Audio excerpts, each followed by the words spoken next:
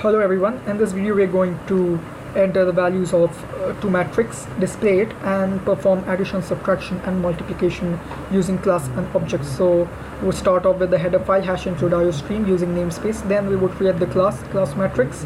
Then we would call the class members, we would declare the class members, row column m of array size of 10 10 and n of array size 10 10, and the 4 a b c d, which would be used later on to assign the values of rows and columns of matrix M and N respectively. So now we would declare we would call the write the member function for getting data, void get data. Then we would ask the user to enter the value of rows and column. We would enter it and assign it as A and B respectively. Then we would enter the value of that matrix. So we would include that for loop. This for loop is for the row and this for loop is for the column. Then according we would enter the values of that matrix. Then we would enter the size of the matrix 2. So here again the same as matrix 1, we would ask the user to enter the values of rows and column. After entering the rows and column, we would assign those values of rows and column as C and D respectively. Then we would ask the user to enter the values of those in row major order, and the similar as matrix 1 we would do the same and we would input the values. The next one would be the member function for displaying the matrix.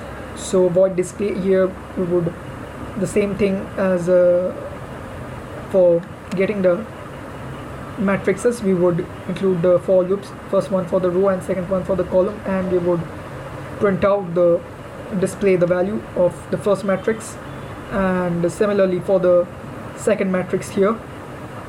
So now the next member function for would be for adding addition and subtraction.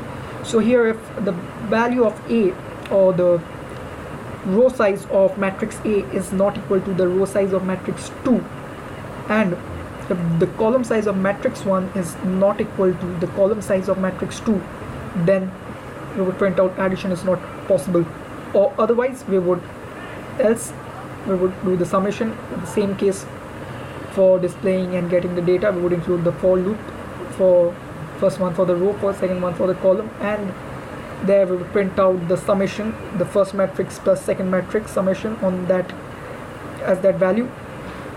Now in case for the subtraction, again the same thing we would do, first for loop for the row, second for the column, and then we would print out the first matrix minus the second matrix. That value we would put at would assign it at that particular row column.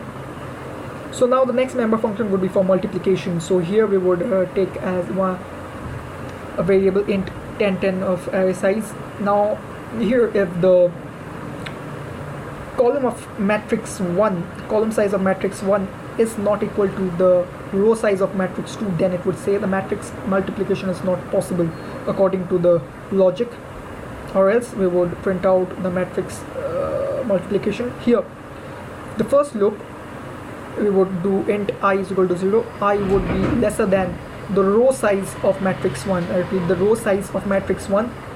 Inside that another one, it would be, in case for the column of the second matrix, it would be int j equal to 0, and j should not be greater than the column size of matrix 2. Then we would initialize that value as as 0. Then now in case we will take another for loop, here int k is equal to 0. Now k should be lesser than the column size of matrix 2. So as long as it is lesser than the size of column 2 of the column of matrix 2, it would perform this operation. Here the e would be equal to the value, whatever value we'll be getting after each loop.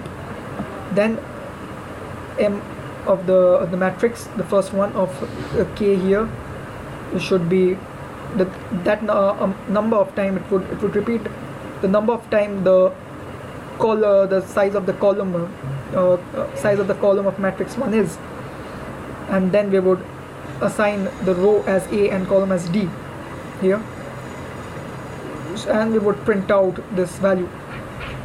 So here in the main function, we would see the class variable here, matrix M1. Here we would call the function for getting the values of matrix 1, M1 get data, then we would display it with M1.display. Then we would do the sum and subtraction using this function, and at last we would do the multiplication using M1.multiplication. We would call all the functions. So let's see an example here.